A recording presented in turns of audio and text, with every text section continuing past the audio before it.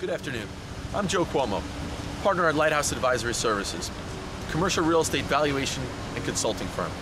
For more information on our firm, please visit our website at www.lighthouseas.com. There you'll find information on our platform, bios on the partners, along with links to our blog, Facebook page, and Twitter page. Today, March 31st, 2010, we are beginning our first video series. Every month we will be highlighting a different piece of New York City commercial real estate for our viewers. Today, we welcome you to Stuyvesant Town Peter Cooper Village. I'm standing at the famous Stuyvesant Town Peter Cooper Village fountain. Today we will walk you through the history of the property, the sale of the asset from MetLife to Tishman Speyer and a group of investors. We'll also walk you through the debt behind the property and the underwriting. Lastly, we're going to walk you through Tishman's strategy. What went wrong on the property and where are we today? As you're probably aware, the Stuyvesant Town Peter Cooper Village asset has received widespread publicity of late as the largest commercial real estate default in United States history. We're here to tell you why. Hope you enjoyed the video. Sit back, relax. Thank you for watching.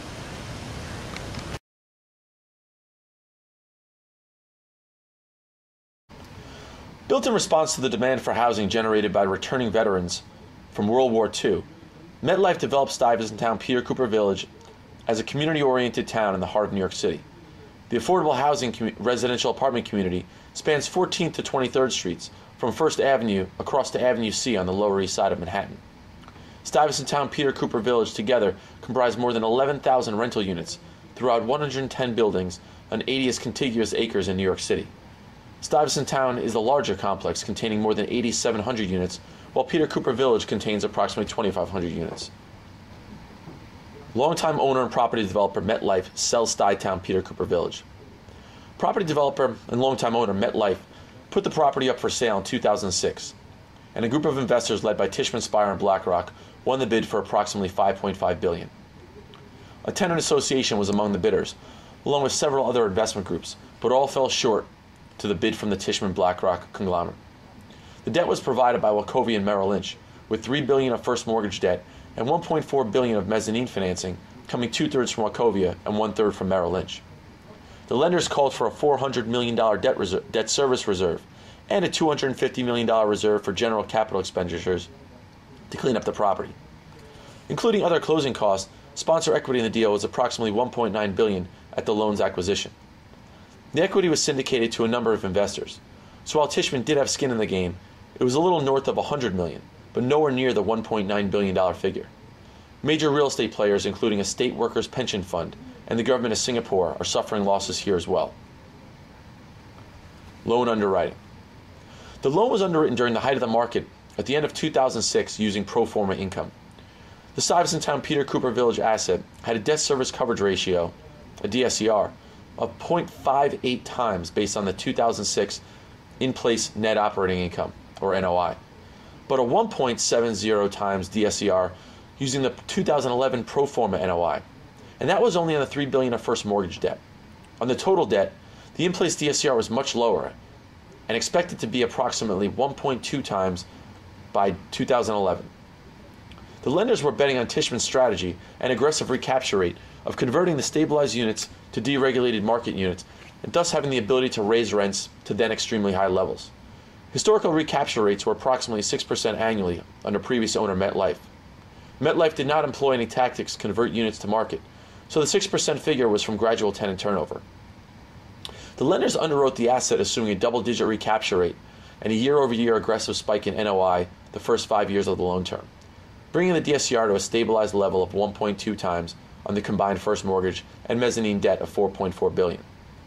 The $400 million debt service reserve was in place to cover interest shortfalls the first few years of the loan term as the property NOI began to increase to that stabilized level, which was expected to occur in 2011. The aggressive recapture plan of converting stabilized units to market units was one of the main drivers behind the Tishman strategy to increase rental rates and the NOI spike to follow. Of the 11,000 total units at the property, 73% were rent stabilized at the time of acquisition. It was estimated that of those rent stabilized units, more than 1,000 were being rented to illegal tenants. New York City rent stabilization guidelines provide that units cannot be sublet to any individual's outside family, nor can the lease be passed down to anyone not a direct family member. Also, units cannot be used as a second residence or pied-à-terre. MetLife was not strictly enforcing the rules, but Tishman saw significant upside once they took control of the property. Some tenants, for example, were accumulating units over the past 20 plus years and paying the $1,300 to $1,500 rent figures to MetLife but charging sublets a higher amount. So what was the Tishman strategy? Tishman came up with a strategy of heightening security measures and doing background checks on all tenants with the hope of finding these illegal tenants and evicting them from the property. Evicting illegal tenants at the stabilized rent levels would allow them the opportunity to increase rents to market. The goal was to turn a $1,300 a month one-bedroom apartment into a $3,200 a month newly renovated one-bedroom. According to New York City rent stabilization guidelines, a stabilized unit becoming vacant does not simply allow the landlord the right to raise rents to market levels. An apartment may become deregulated if certain criteria involving tenant income levels and legal rental rate levels are met. So you're probably wondering how they plan on increasing the rents to $3,200 a month. Well, the laws say that if the monthly unit rental rate is above $2,000 and certain household income levels are met, then the landlord can raise rents to market levels because the unit is now considered deregulated. However, at Stuyvesant Town Peter Cooper Village, the average rents were in the $1,300 per month range. The laws allow a landlord to increase this rental rate in a couple of different ways, with the easiest example to follow. If the landlord renovates the unit, he or she can amortize 1/40th of the cost of renovating the stabilized apartment to increase the rental level. So let's use simple numbers. If Tishman puts in $40,000 into renovating the unit by adding new kitchens, bathrooms, etc., then they could raise the rent $1,000. So take the average $1,300 rental rate. Let's add $1,000 on top of that, and now we get $2,300 per month. Remember that $2,000 threshold I mentioned, whereby a unit goes from rent stabilized to deregulated after the rental rate legally goes above that threshold? Well, at $2,300 a month, the unit is now considered deregulated, and Tishman can charge whatever it is they want, which was on average $3,200 to $3,500 a month at the time they acquired the property. As units became vacant, Tishman is quickly performing renovations and getting those units on the market at the significantly higher rental rates. Within only a few short months of acquiring the property, however, rental rates had come down tremendously. Clearly, Tishman was in trouble with their operating plan in jeopardy and having large debt service obligations to their lenders on both the mortgage and mezzanine debt.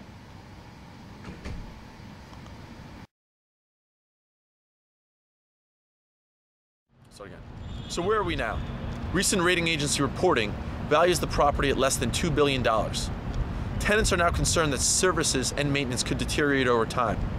Right now, CW Capital, in their capacity as the majority debt holder, will take control of the property and plans on bringing in Rose Associates as an advisor.